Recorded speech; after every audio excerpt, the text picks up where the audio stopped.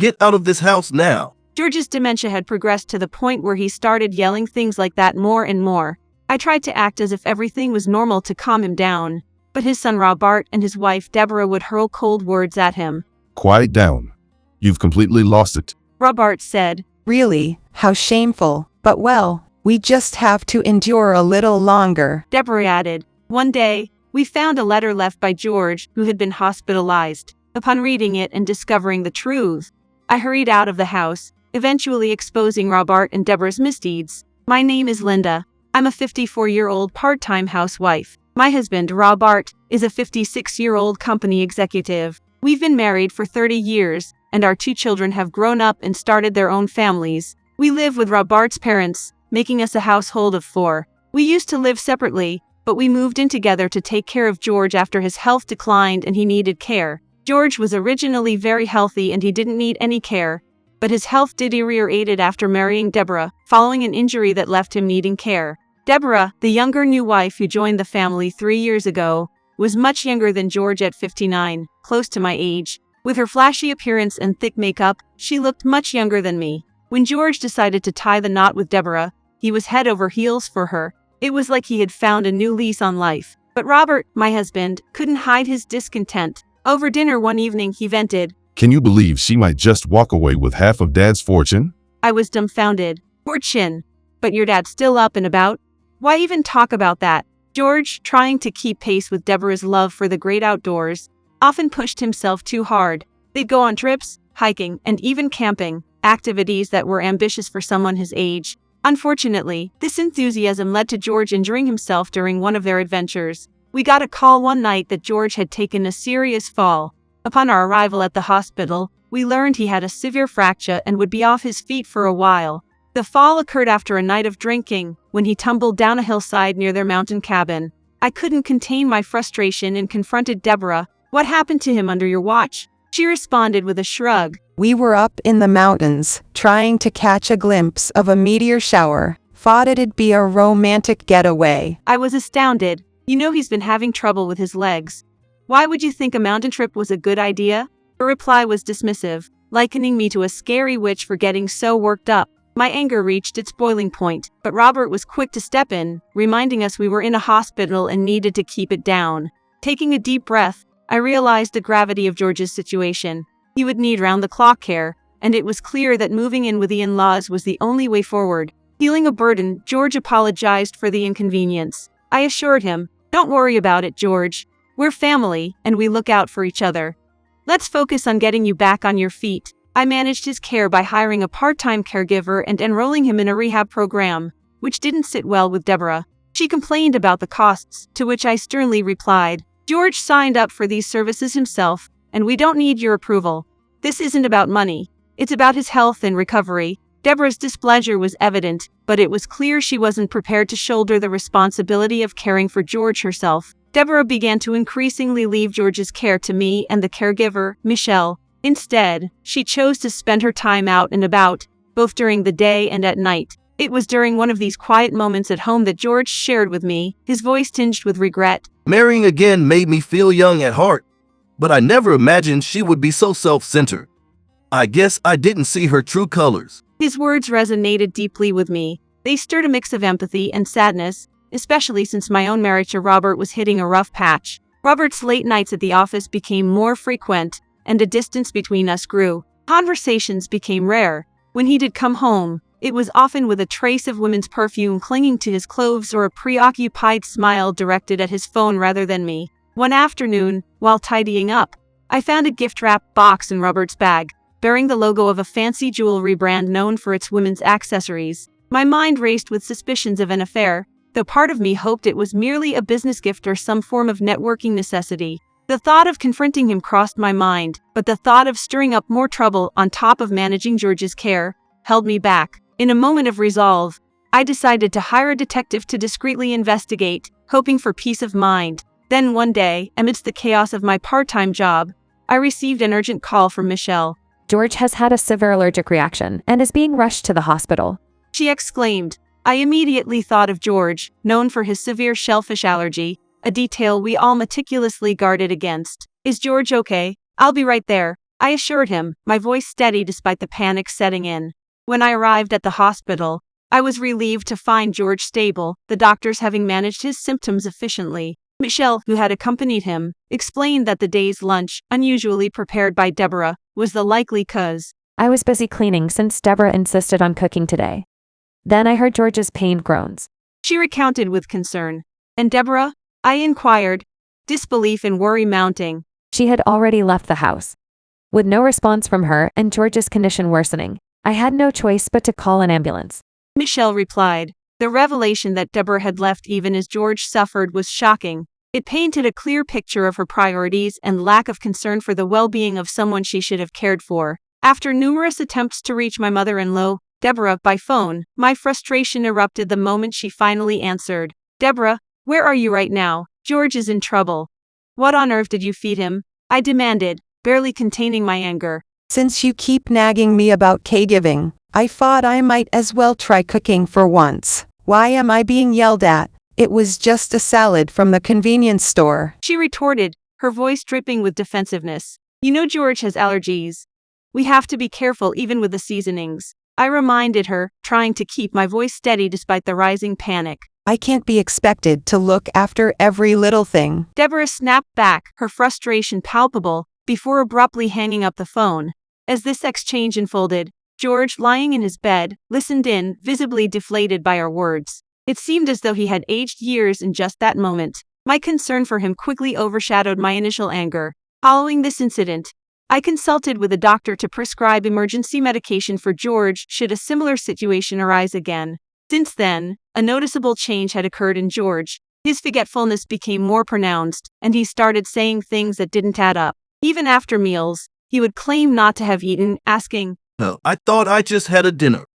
Whose meal is this?" Occasionally, he couldn't even remember eating.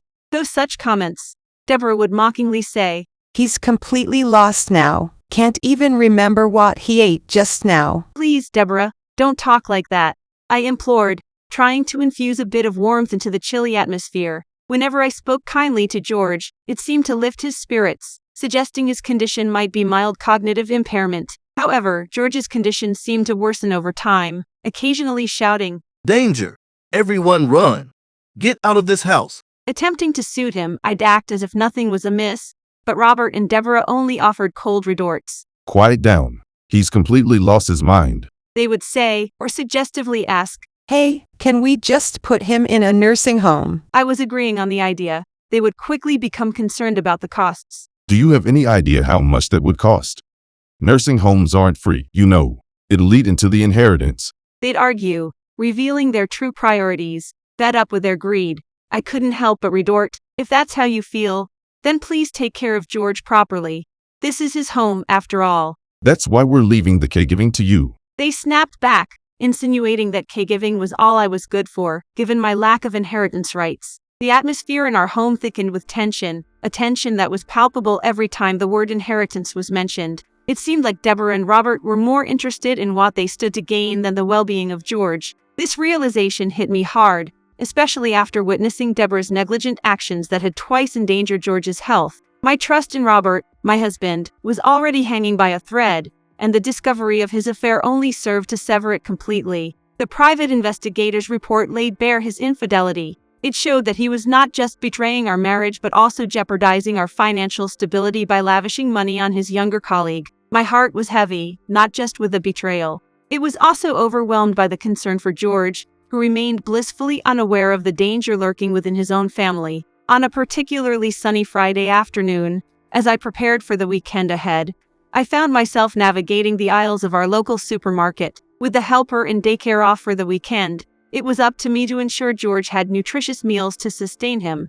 As I carefully selected ingredients, my mind was a whirlwind of thoughts, primarily focused on creating a comforting and wholesome menu for George. It was during this mundane task that I spotted Deborah, seemingly carefree, browsing the seafood section.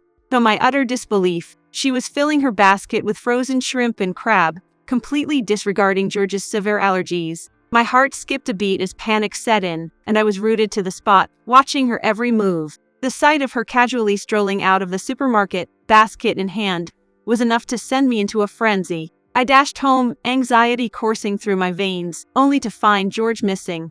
The helper, upon my frantic arrival, calmly informed me that Deborah had taken George out for a special dinner at a restaurant they had reserved. A wave of relief washed over me upon hearing the name of the restaurant, a favorite of George's, known for its attention to dietary restrictions and allergies. The letter left by George, intended for me, lay in the hands of the helper, who promptly handed it over before departing.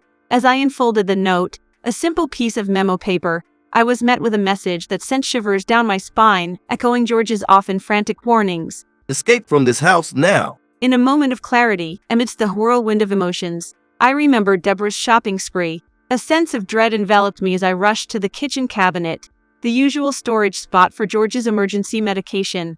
Instead of the familiar his medicine, I found another letter, meticulously penned by George. It was a contingency plan, a heartfelt plea for me to seek safety away from the sinister plot concocted by his own son and wife. Linda, if you're reading this, it means you're still here. Please, find safety immediately. I have my medicine with me. I can protect myself. Robert and Deborah are working together to attack us. Don't waste a moment.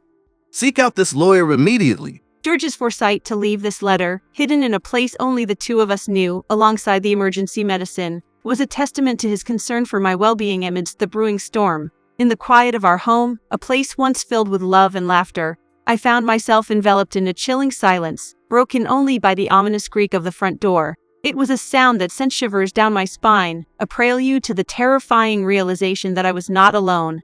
My heart raced as I quickly sought refuge behind a cabinet, my breath shallow and panicked. The soft tread of footsteps invaded our kitchen, a sacred space now tainted by the presence of an intruder. Through the sliver of space between the cabinet and wall, I spied a figure, eerily reminiscent of Robert, my husband of many years. The man was disguised, his face obscured by a ski mask, his frame cloaked in a dark coat that seemed to swallow the light. In his grip, he held what appeared to be a length of rope. I felt intense fear, and my teeth clattered together in terror.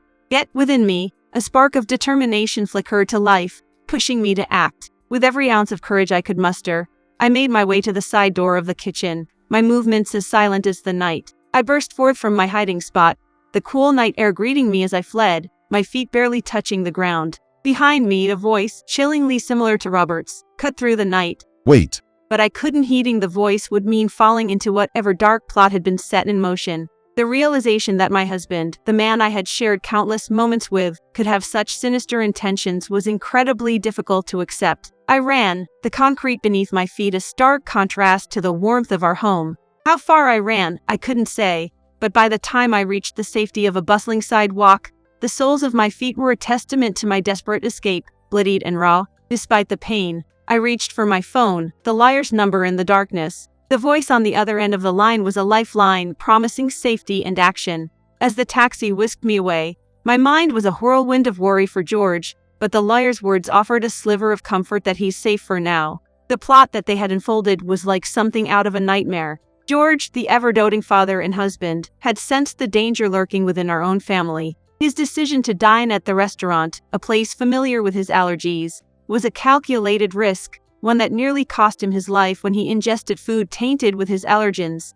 The discovery of Deborah's involvement, her bag containing evidence of her malicious intent, was a shock that reverberated through my very core. The restaurant's surveillance footage was a damning piece of evidence, capturing her act of betrayal. This led to her arrest and unveiled a web of deceit that had ensnared our family. The revelation of George's foresight was impressive. He had hired a private investigator to safeguard against the threat posed by Deborah and, shockingly, Robert, which stood as a testament to his unwavering love and protection. The recordings, a concrete proof of their conspiracy, were a bitter confirmation of the depths of their betrayal. It was a bone-chilling conversation, one that could freeze the blood in veins. Listen, the other day, I couldn't believe my eyes when I saw you sneaking into a hotel with some young lady on your arm. Wait. What? That's just ridiculous.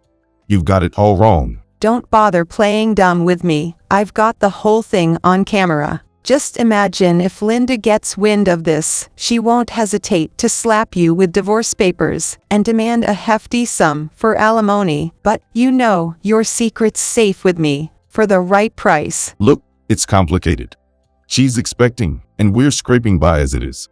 Can't you cut me some slack? It's tough all around, isn't it? Your dad is lost in his own world, not parting with a dime, and Linda's got an iron grip on the finances. Hold up. Let's think this through. There's got to be a way to drum up some cash. Dad's so out of it, he wouldn't remember what he had for meal, let alone anything else. Maybe we could stage another one of those accidental allergic reactions like last time? Not a bad idea, but remember, your little fling is going to cost you, one way or another, even if your dad's out of the picture. Well, considering how straight-laced he is, she might just, given the stress of it all. Huh, that's quite a plot you're weaving. That damning recording ended up in the hands of the cops, and just like that, my husband was hauled away in handcuffs. According to the police, the mysterious man in the black coat who tried to break into our place that day, aiming to scare me, was none other than my husband. I was holed up in a business hotel at the time, courtesy of my lawyer. With my husband behind bars, I finally breathed a sigh of relief and filled my children in on the whole sordid affair. To say they were upset would be an understatement. They were a whirlwind of shock and fury. Once George was out of the hospital, through his lawyer, washed his hands of my mother-in-law Deborah and cut all ties with my husband. As for me, I didn't waste any time. I divorced my husband and went after him and his mistress for every penny they were worth in alimony. But with him under the microscope for inciting criminal behavior and getting the boot from his job, his pockets were pretty much empty. Eventually, my husband was handed a sentence with a chance for redemption, but life outside hasn't been kind. He's been eking out a living on odd jobs, a far cry from where we once were. As for his mistress, she vanished into thin air, leaving behind a trail of questions, including whether she kept a baby. Riddled with guilt, George stepped up, covering the alimony as a way to make amends for the turmoil his decisions caused. He's since retreated to a retirement home he chose for himself, dedicating his days to rehabbing his weakened legs. Post-divorce, figuring out where I stood with my father-in-law was tricky, but considering he's still my children's grandfather, I found an apartment close to his nursing home to lend a hand whenever I could. My parents were on board with my decision to keep looking after my ex-father-in-law, steering clear of the easy route back home. I landed a part-time job nearby, laying the groundwork for a fresh start. Looking ahead, the path I take is mine to choose, but one thing's for sure, I'm committed to walking it with integrity, guided by the moral compass that steered me through life's storms.